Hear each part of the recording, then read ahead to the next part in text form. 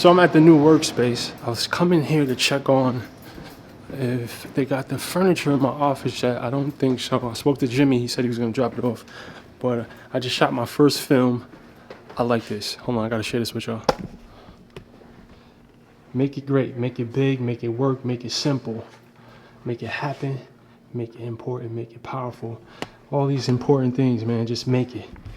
Shout out to the doers, man. Shout out to the doers. We got a lot of talkers in the world. Shout out to the doers. Anyway, I'm about to run across the street so I can get a workout in. And let me see if my stuff is here. Oh, man. Man, I love this place. If you think you can or you can't, you're right. It's all in your mind. This is my office, 214. All right. It's not here yet. It's all good. So I'm going to run across the street to the gym. And we're about to kill a leg day workout. So I'll check in with y'all once I get across there. All right, I'm at the gym. It's one of those low motivation days for me, but I'm gonna fight through it. It always seems to happen on leg day. Maybe there's a correlation.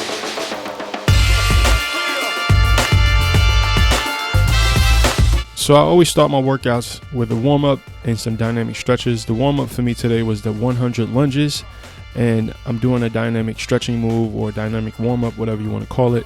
Now, the difference between dynamic and static stretching is when you're actually holding the stretch. The dynamic stretches, as you can see, I'm swinging my legs, are stretches or warm-ups that you actually use motion. So the point is you want to lubricate your joints. You want to warm your muscles up and get them ready for work. This is one of the most important things you can do to prevent injury. Trust me, I had to learn this the hard way. Make sure you're warming up properly. Make sure you're doing your dynamic stretches.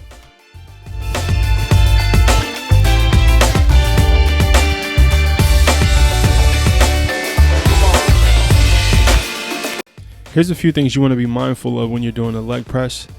Make sure that your knees are not tracking inward or outward. And make sure that your lower back stays flat onto the pad. If your lower back is raising, you're probably bringing your knees a little bit too far to your chest.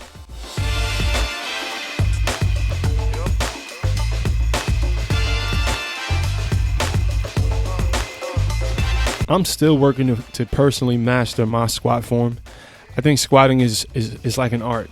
It's something that's very unique to each person. There's a few principles that everybody should follow, like you should drive through your heels and the outside of your heels, and that your chest should be up, your lower back should be braced. You should be mindful of your breaths, but squatting is different for every single person. Find a foot position that works best for you, and make sure that you are focusing on form, especially in the beginning.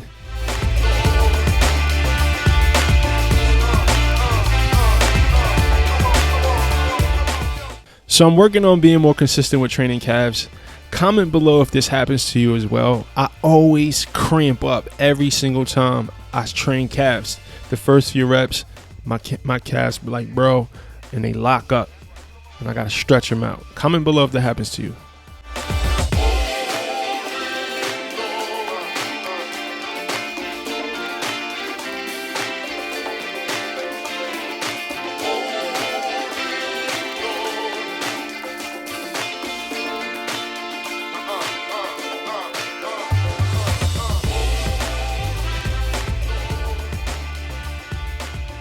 All right, workout complete. Now I'm going across the street to this networking event because networking is just something that I don't do enough. It's in the same space as my office, so I'm gonna go show my face and see if I can meet some people.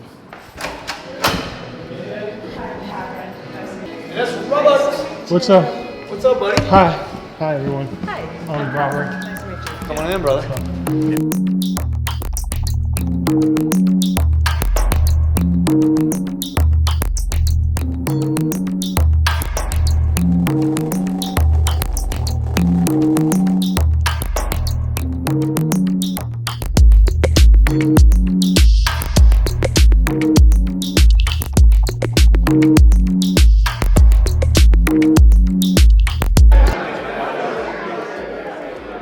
So I got away from the madness to share one of my victories with you guys, right? So we're all familiar with these scenarios that when you're focused, you kind of find yourself veering off course because you're in a social setting. There's a bunch of food. There's cookies everywhere. There's cupcakes everywhere. So I'm about to leave right now. And I want to share with you guys my victory because I did not. I had a little bit, right? I had a chocolate covered bacon because who can resist chocolate covered bacon? But I did not overdo it. I had a little turkey wrap in my chocolate covered bacon, and that was it. And that was a victory. And here's the thing. Let's say you're trying to lose 50 pounds, right? And if you can have 1,000 of these little victories, you can reach your fitness goals. But you got to take it one scenario at a time. One scenario at a time. You have to stop in the moment. Do not let your subconscious take over.